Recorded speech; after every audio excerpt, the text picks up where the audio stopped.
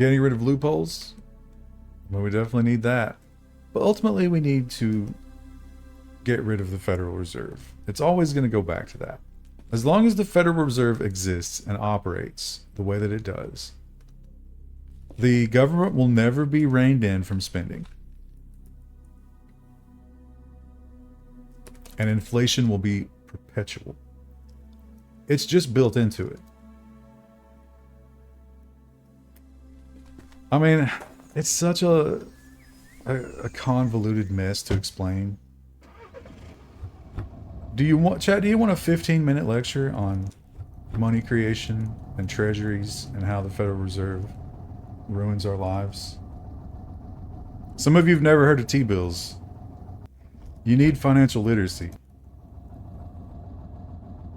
First time chat says yes. That's why you're here. All right, fractional reserve lending. First thing you have to understand is fractional reserve lending. So, when you deposit money in a bank, that money is multiplied immediately. So I don't know what the current rate is. You can Google it. It's less than 10, I think, but let's do 10 because the math is really easy. So you take $1,000, you deposit it into a bank. The bank takes 100 of those dollars and holds it in reserve. That is the reserve currency. That is the fractional reserve.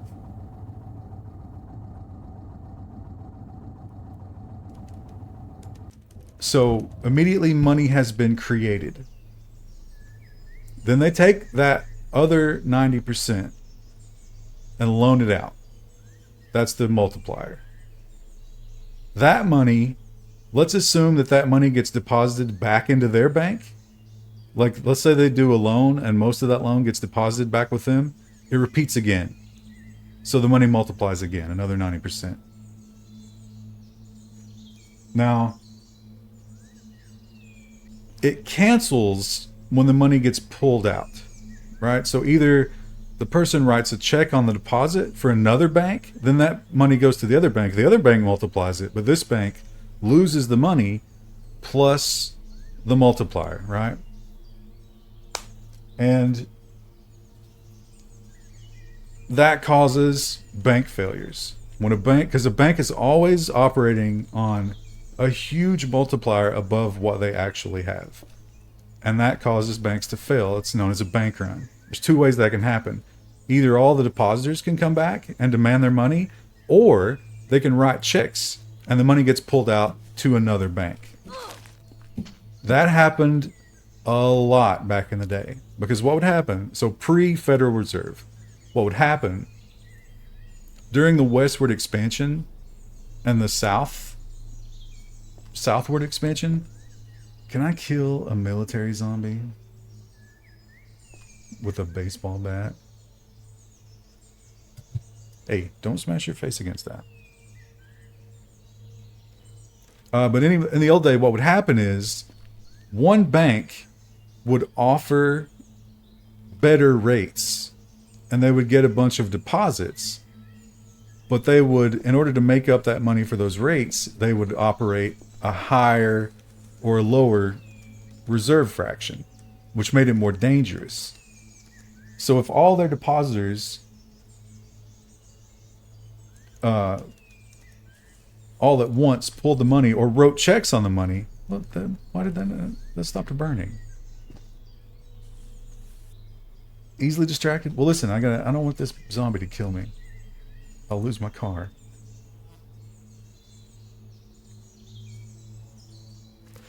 But yeah, so a bank would attract more customers, but then have to play it riskier, then they would fail.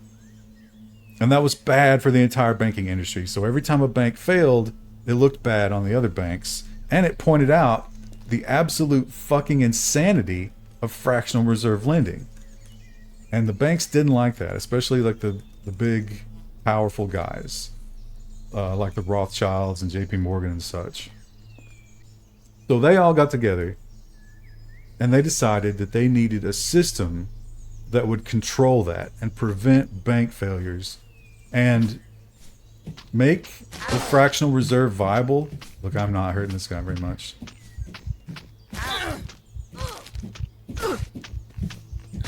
Come on. A little bit more. Oof.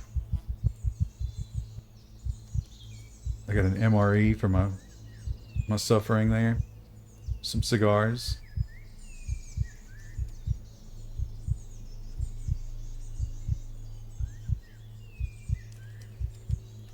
So they decided to prevent that. What they wanted is they wanted central power. Now, this kind of already existed with the Bank of England and the Reichsbank in Germany. They were already central banks.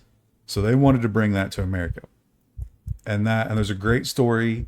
They secretly got together. They pretended they were going duck hunting. They went to an island called Jekyll Island and conspired. It was Warburg, Aldrich, Nathan Aldrich, who was a congressman, J.P. Morgan, I think, was there. All the big, one of the Rothschilds, all the big conspiracy names. They came up with the Federal Reserve Act, and that gave them two very critical points of power. They got to set the rate, so all banks had to agree to loan at their rate. And they got to take over as the creator of money. So before that, only Congress was allowed to coin money. The Federal Reserve Act gave Congress's power to coin money away to the Federal Reserve, which is a private corporation, by the way. But it's kind of like public-private hybrid.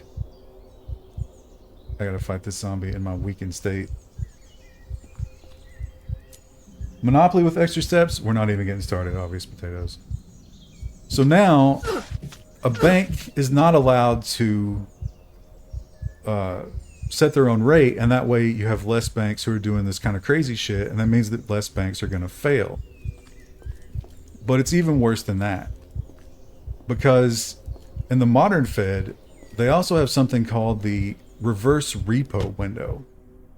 So let's say that you're a modern bank, and you, at the end of the day, a lot of people pull deposits out of your bank. So at the end of the day, you're insolvent. You cannot satisfy, you don't have the reserve that is required of you to keep in the bank. What do? Well, you go to the repo market. And ultimately, you can go to the Fed. And what the Fed will do is will either sell you treasuries overnight, or it will buy treasuries from you overnight. And that will keep you from being insolvent overnight. And the first thing in the morning, you sell them back or buy them back. So now, if banks behave poorly and make bad decisions, they are not forced to fail. They simply can go to the repo window and get instant gratification. Just shifting money around? Literally. I mean, there is no money. It's just, numbers in a computer somewhere. And they can get the repo rate. So like literally a bank can do nothing and generate some percentage of money from the Fed. So that's pretty fucking crazy, right? But that's not even the biggest problem. The biggest problem comes from the Fed balance sheet. So the Federal Reserve is a special kind of bank. It can't make profit. It can't have money, but it has a balance sheet. And the balance sheet is infinite, literally. There is no limit to how much money can go on the Fed balance sheet. I think right now, you can Google it, I think right now there's about $7 trillion on there. So, the Fed, well, okay, so let's go back to T-bills, right? T-bills, what is a T-bill? The government needs money, it has an auction. It auctions off debt at different times of return. So you can go 4 weeks up to 30 years. You can loan the government money for 30 years. Right now, that yield curve is inverted. What that means is you get more interest for loaning at short term than you do at long term, which is bad. That means that bond investors know that the shit is about to get worse, or they suspect it. So they're afraid to tie their money up for long terms. So government runs out of money, they have an auction, anybody can buy those treasuries. I do, the Chinese do, whoever. And you get paid back on a schedule. With T-bills, there is no schedule. But anyway, you loan money, they pay it back over time. Now, here's an important thing to keep in mind about that when it comes to inflation. Let's say that I'm buying a 30-year treasury. So I give them $100,000. The government immediately takes that $100,000 and they buy, Reaper drones or office chairs or crack for Hunter or whatever the fuck. They immediately buy that. So they get immediate gratification on that money. But they pay it back over 30 years. So that means that money's knocking around in the system for 30 years. So remember what we talked about before, fractional reserve. The government pays a contractor to buy office furniture. The contractor puts the money in the bank. The money hits the multiplier. The money supply increases. And the money gets pulled back when that debt gets paid over 30 years. So for 15 years, on average, that money's still kicking around in the system, creating inflation. But that's not the worst part about it. The worst part is, what if, I'm going to go to this little farmhouse here and heal up. What if no one wants the government's debt? What if no one is willing to buy their debt? Wouldn't that be a great way to solve the problem? The answer is no. Because another power that the Fed has is something called the lender of last resort. So the lender of last resort means that if an auction fails, if no one wants government debt, the Fed will step in as the lender of last resort. How does the Fed purchase treasuries, you ask, since you just told us that they don't have any money? They use the magical balance sheet.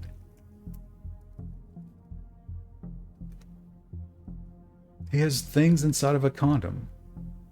Oh, he's got a lighter and a smartphone inside of a condom. Why? So, Fed puts money on the balance sheet, creates it out of nowhere. Oh, I'm infected. Shit. I don't have any. Do I have...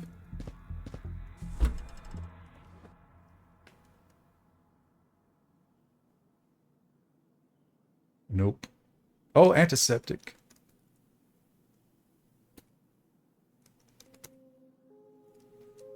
Glad I noticed that. So, lender of last resort. So the Fed creates the line on the balance sheet that's for whatever amount the treasury is for. They write a check to the government. Again, a check that pulls from the balance sheet for money that did not exist previously. The government spends the money, and that becomes inflationary, right? Because we literally just created money. The money supply goes up. When I buy the government's debt, presumably my cash is pulled out of a deposit somewhere, which cuts down the multiplier that I originally made by depositing. Then I give my money to the government spends it, and the multiplier reappears there. With the Fed, there is no pulling money out of the system. The lender of last resort creates money out of thin air, gives it to the government, and the government spends it into the system. Therefore, the money supply increases, but the money demand stays the same, which becomes inflationary. And quantitative easing, Darwin Evolved, you're ahead of the game here. Quantitative, there's another thing the Fed can do called the open market actions. So that's, if the Fed feels like, the economy might need a little bit of a juice, presents.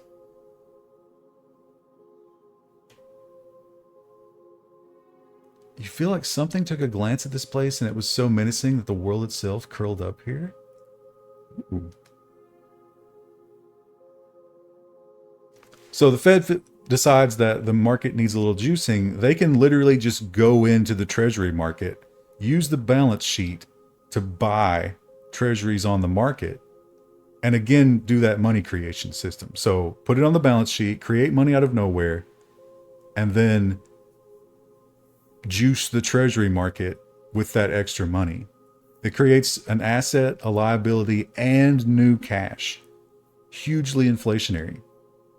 Now, here's the crazy part about it. Here's the craziest part when it comes to inflation. The Federal Reserve is not allowed to make money, profit. When they make money, which they do because they own a fuck ton, they own $7 trillion worth of treasuries. So every month they're making money. And they do their operating costs, like they get the building cleaned and print their stationery, whatever they need. Anything that's left over goes back to the treasury and gets spent back into the money supply. Again, in an inflationary move. So the government borrows for free, gets paid back their own interest, and all of that goes into the money supply and acts as a hidden tax on you through inflation.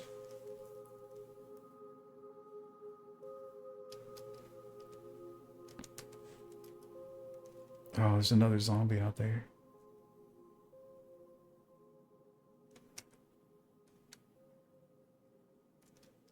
I gotta fight him.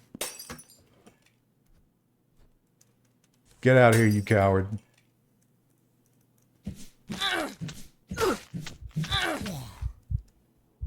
He got me. I don't have anywhere to store my bat.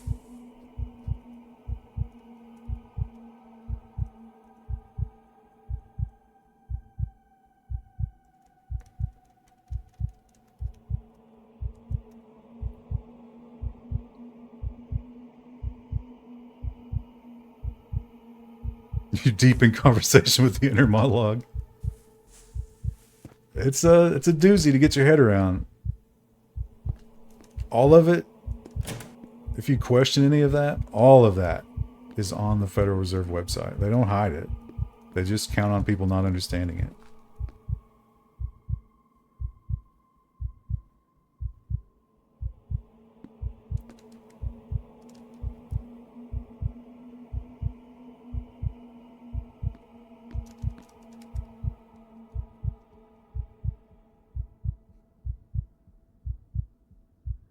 Just sounds like math.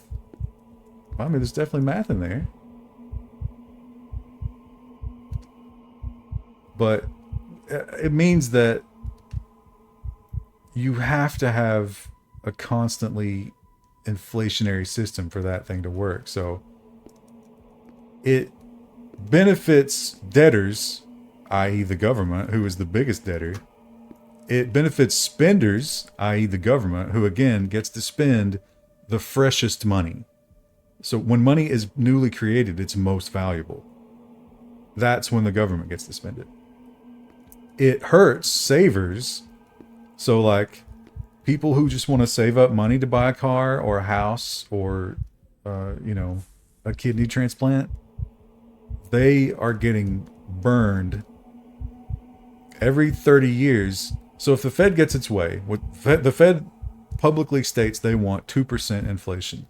If they do exactly 2% inflation, which has never been the case, every 30 some years, you lose half your money in terms of buying power if you save your money. So if you work for 30 years, you spend as little as you can, you save up for a house, you're going to lose 50% of your house buying power in 30 years.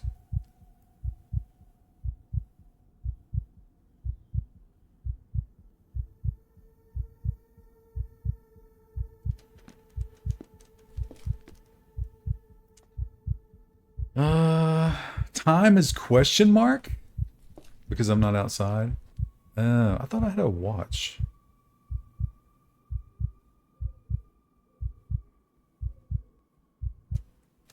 Why is deflation bad?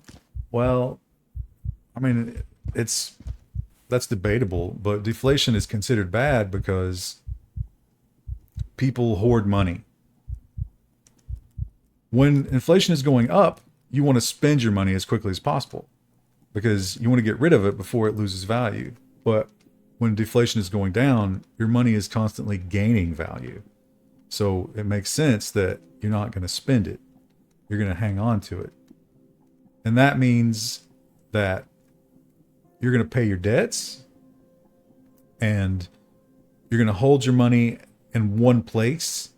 So that defeats the multiplier of the fractional reserve. And when you pay debt, it actually destroys money. If all the debt was paid, there would be no money because all money is created from debt. You know the whole little song and dance we went through there with the government? That's where all of our money comes from. So literally, if we paid everything back, there wouldn't be anything left over. So deflation starts to push it in that direction. Less business development, less new businesses. People get money and hang on to it because that's what makes sense to do because, you know, it's losing or it's gaining value constantly. And so the economy really grinds to a halt. Stalker's oculars.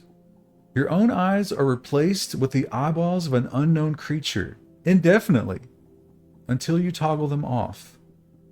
Compound from billions of red crosses inside void dark. Compound from billions of red crosses inside void dark Sierra. What's Sierra? Sclera. That sentence structure seems weird to me. So we found our first magic spell.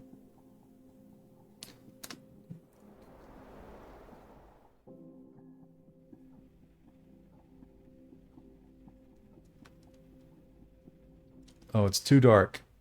Oh, it's nighttime. That's actually great because I need to sleep. Let me alcohol wipe my poor left arm.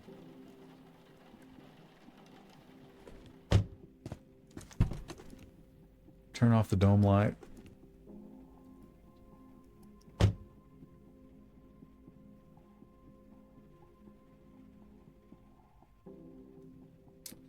Is inflation inherently bad if it operates at 1% and wages raised to match?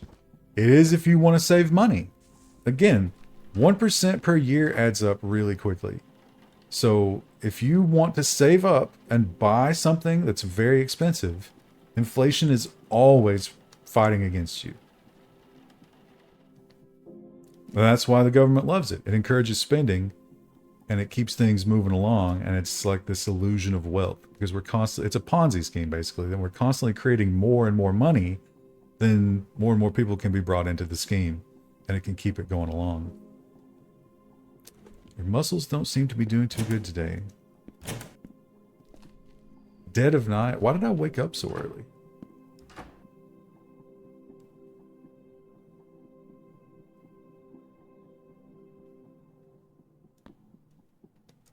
Now, the solution to all of it is not theoretical. It's been done. It was done for most of history, and it works. And that is to back the currency by something. Our currency is backed by nothing. But that wasn't always the case. Even during the early Federal Reserve days, it was backed by gold. And gold acts as a backstop against all that nonsense. It keeps inflation held to a standard because you can't print gold.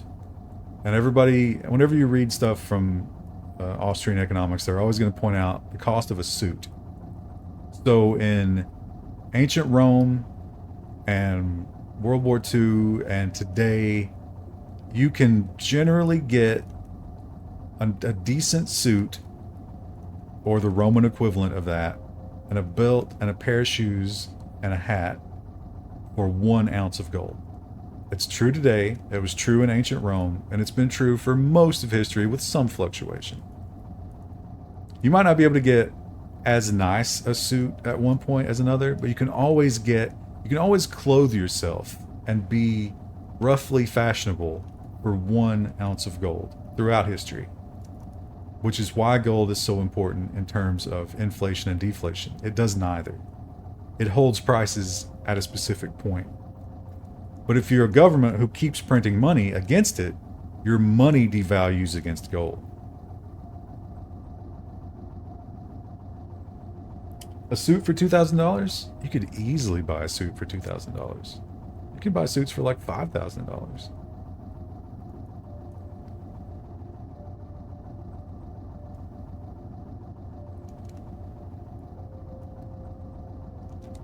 So that's why governments hate the idea of a gold-backed currency.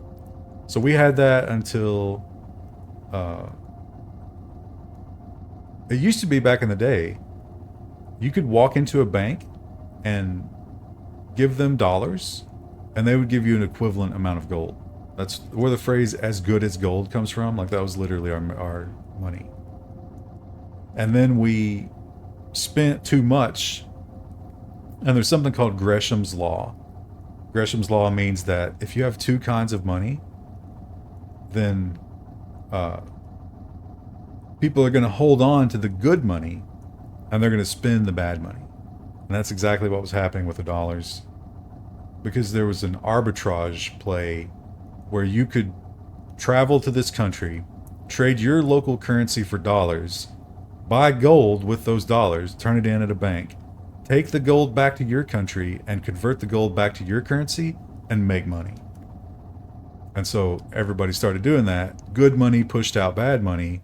The gold was being stolen from the reserves because why not? You'd be crazy not to do that. And so they had to close the ability to redeem gold. And then Nixon cut the money off from gold entirely. So now it's just funny money. I'm never going to get to this ranch. I guess I'll try to go up here and like circle around, and maybe I can cross the river again down here somewhere.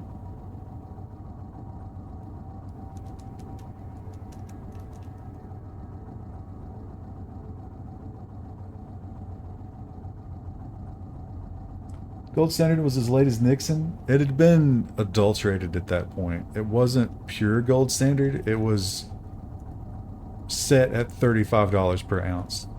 But see that they set it at $35 per ounce and then diluted the dollar. So you immediately get people who are going to take advantage of that. It's a crazy history, man. You should read the Creature from Jekyll Island is where most of this information is best compiled. I highly recommend you read that book.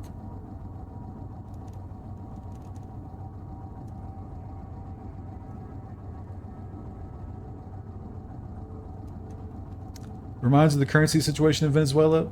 Yes, but here's the thing. We won World War II. Straight up. United States, VIP, World War II, biggest winner.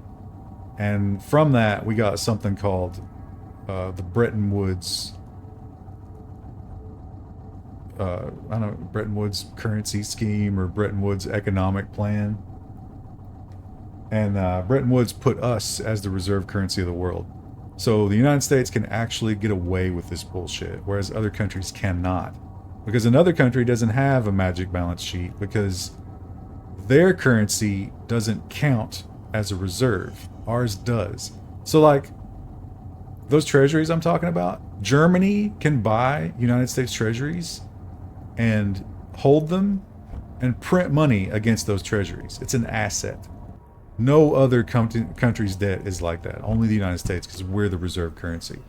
So that's why we get away with this bullshit and Venezuela doesn't. We can literally just balance sheet our way into more economic reserves.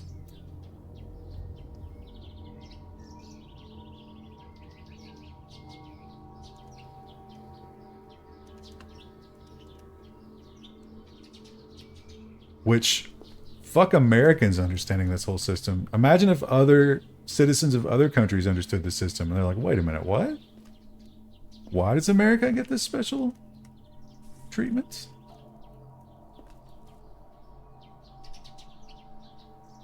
This goes further north.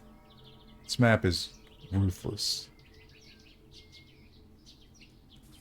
I guess I'll burn my way through here.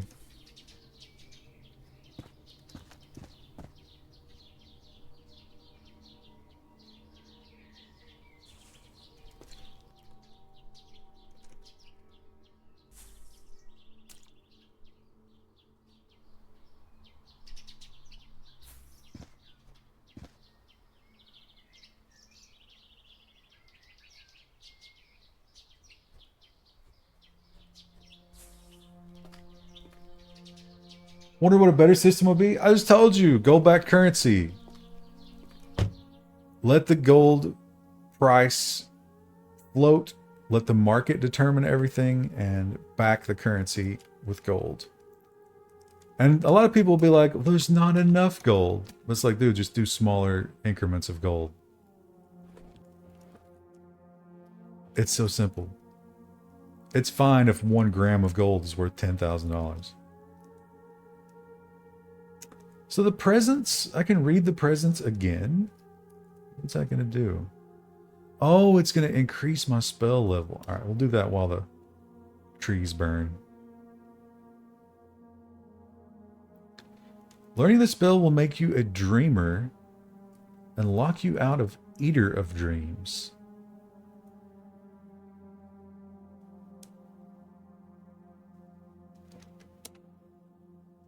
People who advocate the gold standard need to be shipped to Russia. So based on all that, Darwin Evolved, do you think this current system is good? Do you like the fact that the government can infinitely create money and dilute your money? See, that's not insane thinking, by the way. That's what's known as modern monetary theory. And it is the most prevalent kind of thought when it comes to money. People think that's better than limiting government spending and controlling inflation.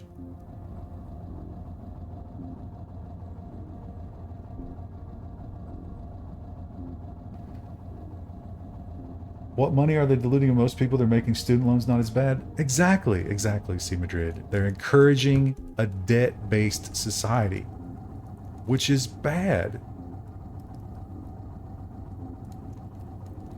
Our society was most fruitful and most plentiful and most free when people didn't use debt like that. And when you can look at a chart, go back and look at a chart of average college cost before and after the government got into college lending. The line goes straight up. Look at the line of housing prices before and after the government got into housing lending. Anytime the government gets involved like that, and they start doing like, oh, we're going to do low income, we're going to help people out, what really happens is they inflate the price. Supply and demand. Supply stays the same. Demand goes up because now a whole bunch more people are in the market. And the saver gets fucked. And the borrower benefits. And everything gets more expensive. Health insurance becomes astonishing.